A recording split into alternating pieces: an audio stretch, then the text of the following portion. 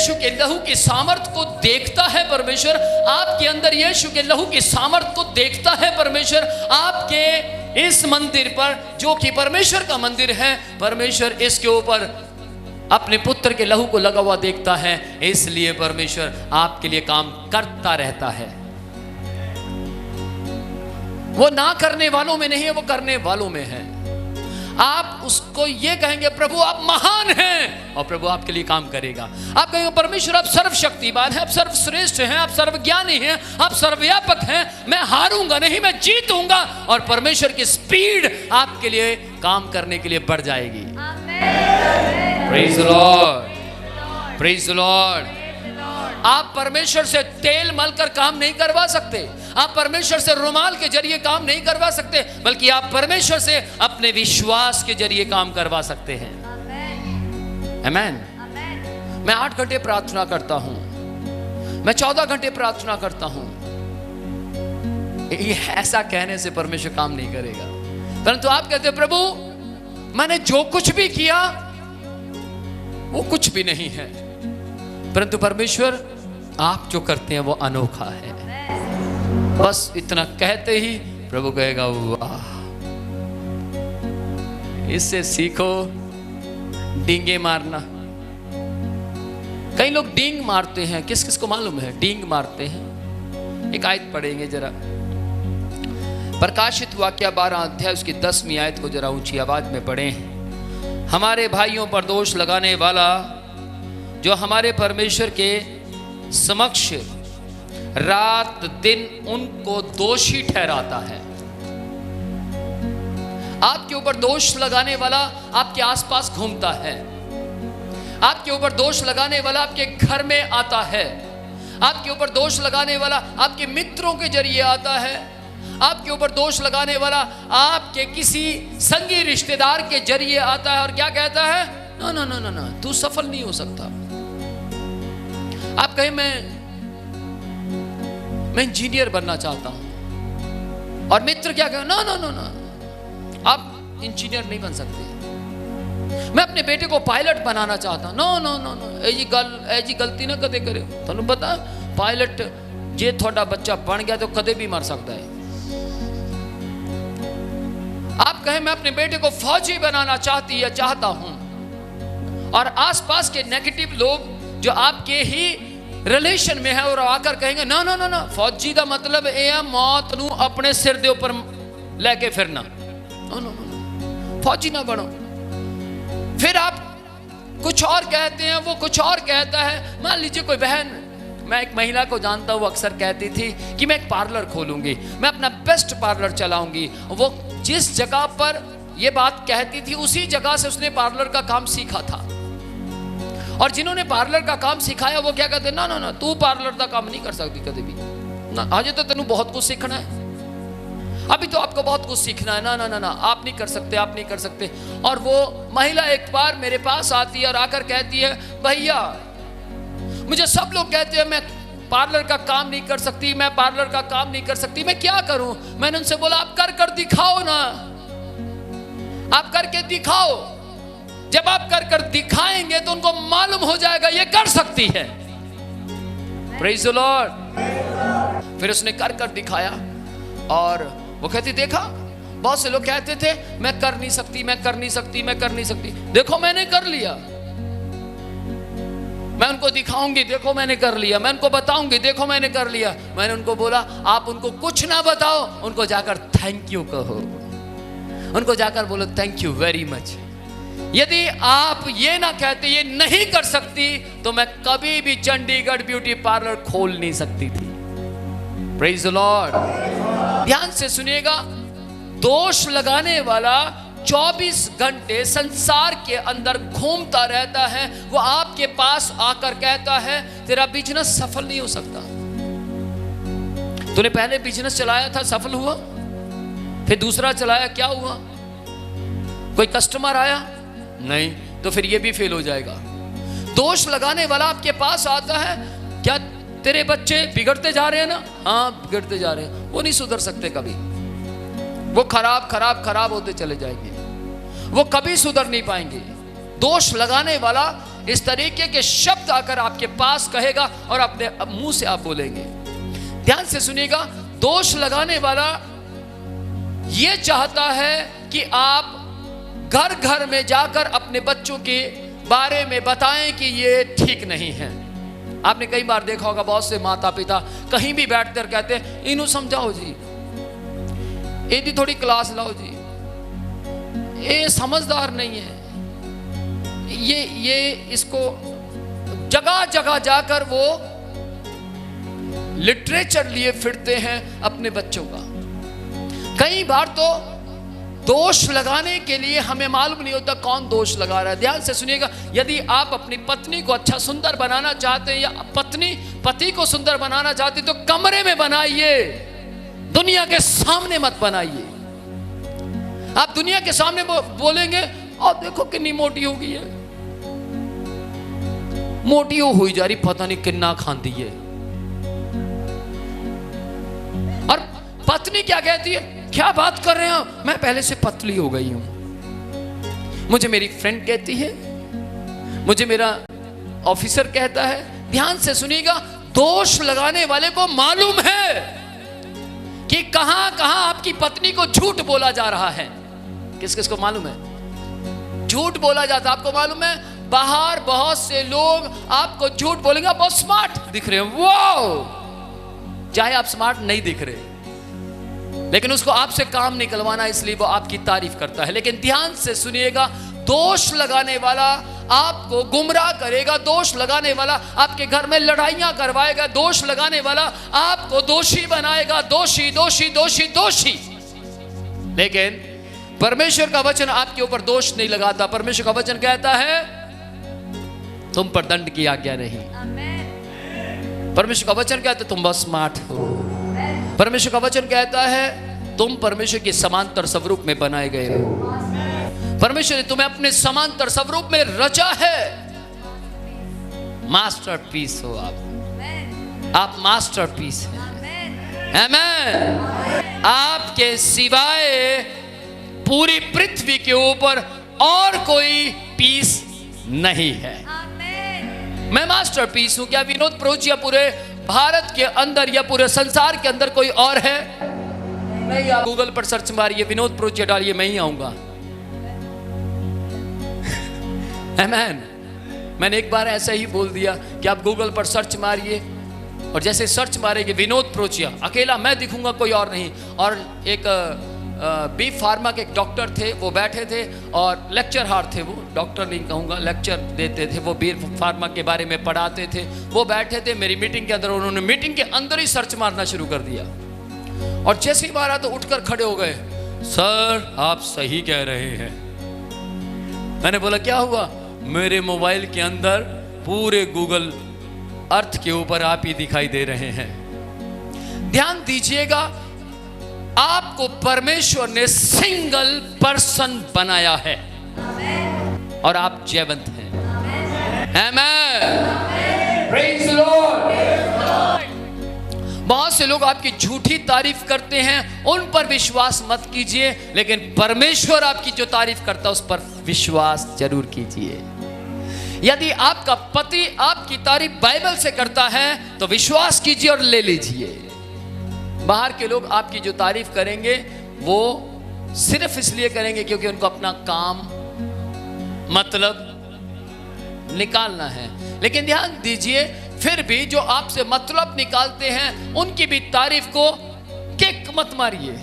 बोलिए oh okay, मैं तो बचपन से स्मार्ट हूं। कोई भी कहता ओह आप बहुत स्मार्ट, हाँ मुझे मालूम है। पिछले समय में मैंने एक भाई को देखा, वो छोटे से लड़के को कहता यू आर वेरी स्मार्ट, और वो कहता हाँ अंकल मैं बचपन से ही हूं। बचपन से? मात्र 4 साल का बच्चा क्या बोल रहा है? मैं तो बचपन से स्मार्ट हूं। सोचिए, अभी उसका बचपन शुरू हुआ है, वो पहले कह रहा है। अंकल आपको मालूम है, जब मैं बहुत छोटा था, वो छोटा सा बच्चा कहता, चाहे वो धीरे धीरे बोल रहा था लेकिन बोल रहा था। आपको मालूम है, जब मैं छोटा था तो पूरे गांव के लोग मुझे किस करने आते थे। अंकल कहता वो तो मुझे भी आते थे, मुझे क्या मालूम अंकल, आपके पास कोई सबूत है?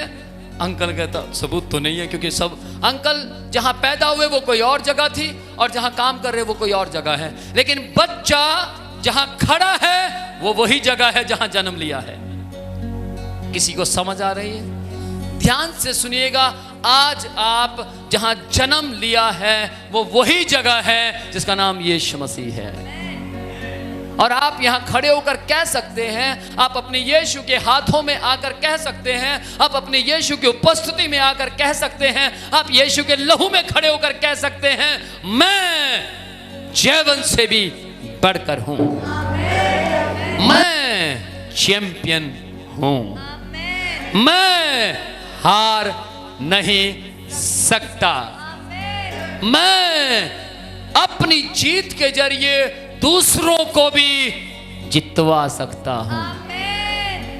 आपने देखा होगा बहुत से बच्चे खुद पेपर करते हैं लेकिन दूसरों को भी पेपर करवाते हैं, हाँ या ना? हाँ या ना?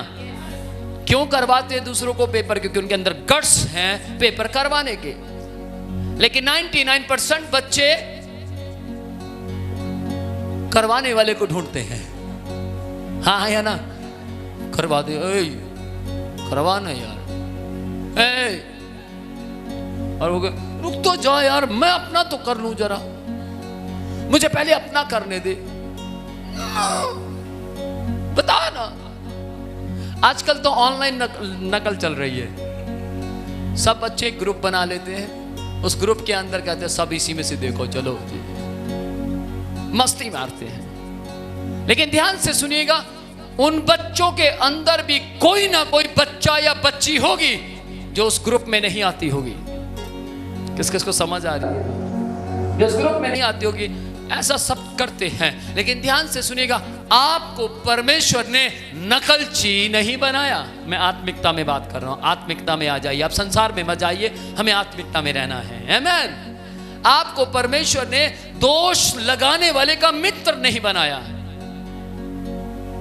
यदि आप किसी पर दोष लगाते, इसको ऐसा नहीं करना चाहिए, उसको ऐसा नहीं करना चाहिए, उसके अंदर ना ये बड़ी कमी है, वो जो गाती है ना, वो जो गाती है, वो जब ऐसे करती है मुझे बड़ा अजीब सा लगता है। आप आराधना करते हैं या आंखें खोलकर देखते हैं कौन क्या कर रही है?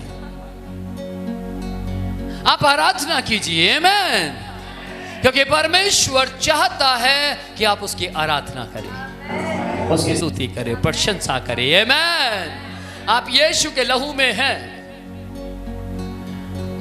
मेरे चर्च के अंदर बहुत कम मात्रा के लोग हैं जो आंख खोलकर यूं देखते हैं, क्योंकि शुरू में ऐसा था, लेकिन अभी परमेश्वर की दया है कि चर्च के अंदर लोग आंख खोलकर इधर उधर नहीं, बल्कि आंख बंद कर कर परमेश्वर की ओर देखते हैं। आमीन। याद रखिए, जब आप अच्छे परिवार में रहेंगे तो आपके संस्कार भी अच्छे होंगे। यदि आप अच्छे परिवार के साथ जीवन व्यतीत करेंगे, अच्छे मित्र बनाएंगे, आपकी सोच अच्छी होगी। तो याद रखिएगा, इससे बेस्ट मित्र परिवार कोई भी नहीं।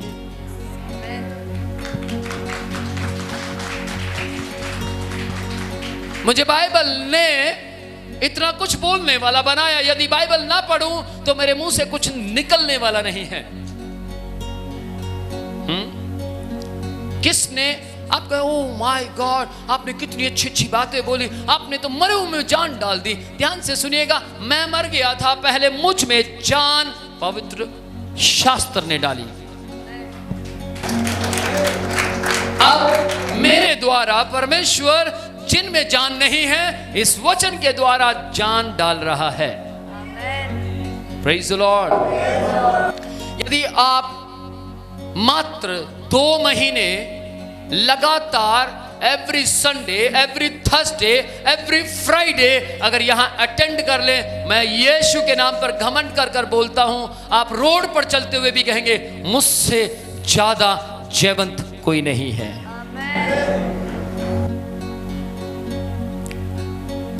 अय्यूब का बिजनेस बिल्कुल तहस नहस हो गया था, हाँ या ना? अय्यूब का बिजनेस नाश हो गया, बच्चे नाश हो गए, पूरा परिवार नाश हो गया, लेकिन फिर भी अय्यूब जब कोढ़ में था तो पत्नी भागवान कौन? अर्धांगिनी, उसकी सुंदर सी पत्नी उसके पास आती है और आकर कहती है, थक गई तेरे रब तो, रब रब रब रब रब रब, बिजनेस तेरा डूब गया, गधे तेरे मर गए, ऊंट तेरे नाश हो गए, मुर्गियां मुर्गे तेरे मर गए, सारे पोल्ट्री फार्म नाश हो गए, हाँ जी, न्याणे तेरे मर गए, नौकर तेरे उजड़ गए, रह की गया कुछ भी नहीं, कली मैं बची हां, हुण तां बुराई कर दे। की कहती है? अयूब जी हुण तां बुराई कर दो। दोष लगाने वाला आज भी है और उस वक्त में भी था। अयूब की पत्नी के जरिए दोष लगाने वाला आता है और क्या कहता है? सुन मेरी बात ध्यान से, अयूब तो मेरी सुनता नहीं, अयूब तो मेरी बुराइयों की ओर ध्यान तक नहीं लगाता। कितने बड़े बड़े नुकसान किए मैंने उसके, बड़े बड़े, आपको मालूम है उस वक्त के करोड़ों रुपए के बिजनेस नाश किए एक दिन में, बहुत नाश किया, बड़ा नुकसान किया है। इनू नहीं समझ आती, पता नहीं रब जाने केड़ा सिस्टम रब ने दे अंदर फिट किया हुआ। ये कहता कोई गल नहीं, डोंट वरी, मैं जीरो सी, रब ने मैनू हीरो बनाया, मैं बेकार सी, रब ने मैनू उच्चा चुक्या, मैं की सी, कुछ भी नहीं सी, रब ने बनाया। और पत्नी आती है, पत्नी को दोष लगाने वाला तैयार कर कर लेकर आता है। देखिए आप कुछ कहेंगे शायद कुछ फर्क पड़ जाए, आप अपने पति को समझाइए, परमेश्वर की तारीफ करना, आराधना करना, उस कलीसिया में जाना बंद कर दे जहां ये इतना पॉजिटिव हो गया, उस सत्संग को छोड़ दे जहां घंटों ये बोर नहीं होता, जा। और वो आती है, आकर कहती है, ए जी सुनो जी। और दाऊद अयूब जी ने बड़े ही प्यार से कहा, बोलिए जी। अब तो आप उस परमेश्वर की बुराई कीजिए, पंजाबी जी कहेंगे हुण तां उन्होंने लांबा दे, हुण तां कुछ कह दे उहदे बारे, हाँ या ना? अब तो आप कुछ कह दीजिए, कितना कुछ उजड़ गया, कुछ नहीं रहा, सारे खत्ते खत्म हो गए, साडा तक कमाउन वाला भी चिपड़ वर्गा हो गया। घर वाली कहती होनी कि नहीं? घर वाली ने पक्का कहा होना अयूब दे बारे, साडा तक कमाउन वाला चिपड़ वर्गा हो गया, आलू वांगू उबल गया। बहुत सी भद्दी बातें अयूब की पत्नी ने दोष लगाने वाले के चक्कर में आकर बोली होंगी। मैं तो वहां था नहीं, लेकिन मैं अपना दिमाग लगा रहा हूं, ऐसा ऐसा हुआ होगा। और अयूब ने क्या कहा?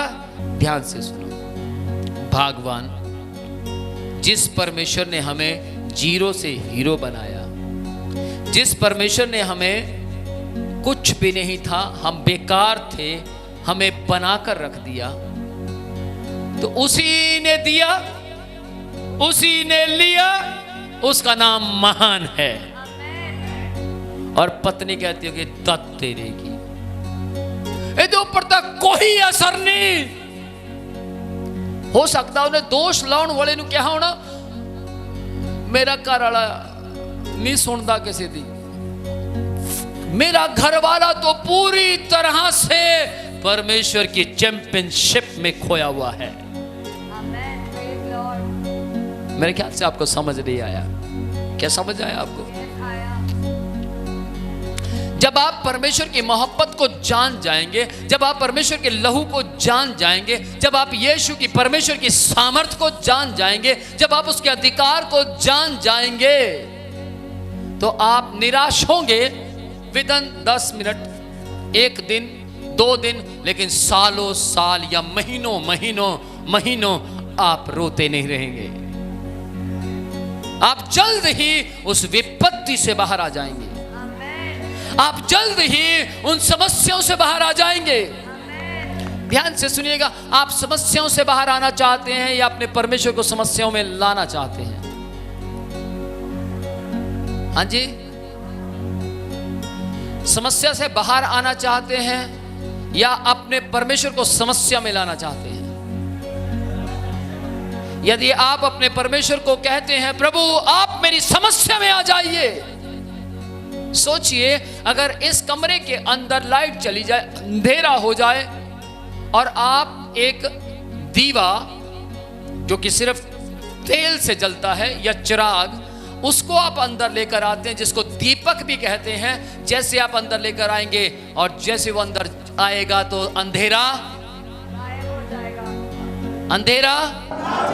भाग जाएगा। सेम वैसे ही यदि आप अपनी विपत्तियों के अंदर यीशु मसीह को, परमेश्वर को, जिसका नाम ज्योति है, बाइबल परमेश्वर का वचन कहता है, यूहन्ना 8वां अध्याय की 12 आयत में लिखा है, मैं जगत की ज्योति हूं। और जैसे ही आप जो स्वयं लाइट है, ज्योति है, उसे ग्रहण करते हैं तो आप मत्ती 5वां अध्याय उसकी 14 आयत के मुताबिक आप ज्योति बन जाते हैं, क्योंकि बाइबल परमेश्वर का कहता है, वचन कहता है, मैं कहता हूं तुम जगत की ज्योति हो। रोशनी को अंदर लेकर आएंगे तो रोशनी चमकेगी। इस लाइट को अगर मैं यहां बांध लूं या मैं अपनी कमीज के अंदर बांध लूं या इस जैकेट के अंदर बांध लूं तो भी इसकी लाइट बाहर दिखेगी, हाँ या ना? सेम वैसे ही आपको अपनी विपत्तियों में, अपने संकटों के अंदर अपने परमेश्वर को जैसे आप लेकर आएंगे, आपका परमेश्वर अंदर होगा और परमेश्वर आपकी विपत्तियों को धकेलेगा बाहर की ओर। विपत्तियां बाहर की ओर धकेली जाएंगी। आमीन। आज एक स्टोरी पढ़ रहा था, स्टोरी नहीं, ट्रू स्टोरी कहेंगे उसको।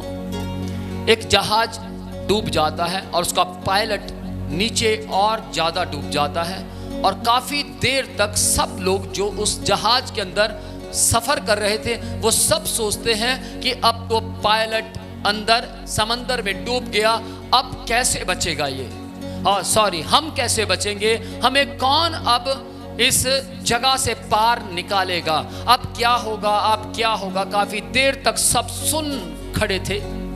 थोड़ी देर के बाद अचानक क्या होता है, पायलट की बॉडी ऊपर आती है और वो तैर रही होती है और बॉडी को देखकर लोगों के दिल में एक सुकून मिलता है। पायलट की बॉडी ऊपर आई और वो कह रहे हो पायलट मर गया, बॉडी ऊपर आई है। लेकिन थोड़ी देर के बाद जब वो लोग सब कहते हैं, हे परमेश्वर अब हमें कौन यहां से निकालेगा, पायलट जी तो मर गए। थोड़ी देर के बाद एकदम से पायलट कहता है बचाओ बचाओ, और सब हैरान हो जाते हैं और वो पायलट को अपनी ओर खींचते हैं, उसको पंपिंग करते हैं, उसको दबाते, उसके मुंह से जो पानी अंदर चला गया था उसको बाहर निकालते। थोड़ी देर के बाद, कुछ समय के बाद पायलट उठकर खड़ा हो जाता है और पायलट से लोग पूछते हैं आप कैसे बच गए। उन्होंने कहा कि मैं उस व्यक्ति का बहुत थैंक्स करता हूं जिस व्यक्ति ने मुझे, जब मैं पानी के बिल्कुल अंदर चला गया तो उस व्यक्ति ने मुझे अंदर से धकेला, मुझे धकेला क्योंकि मैं कहीं फंस गया था और धकेला और मैं ऊपर आ गया। और जैसे मैं ऊपर आया मैं बहुत शुक्र करने लगा अंदर ही अंदर, पर मुझे इतना होश नहीं था लेकिन थोड़ा बहुत था, मैं उसका बहुत शुक्र करता हूं। तब यात्री कहने लगे नहीं नहीं ऐसे कैसे हो सकता है सर, केवल आप डूबे थे, पूरे जहाज के यात्री जहाज में हैं। पायलट बोलने लगा ठीक है फिर व्यक्ति का नहीं उसका धन्यवाद है, इसका मतलब उसने नीचे जाकर मुझे ऊपर धकेला।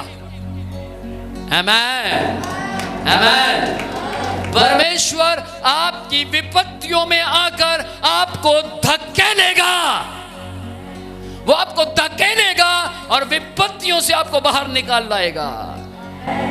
लेकिन याद रखिएगा आपकी विपत्ति के अंदर उसका होना अनिवार्य है।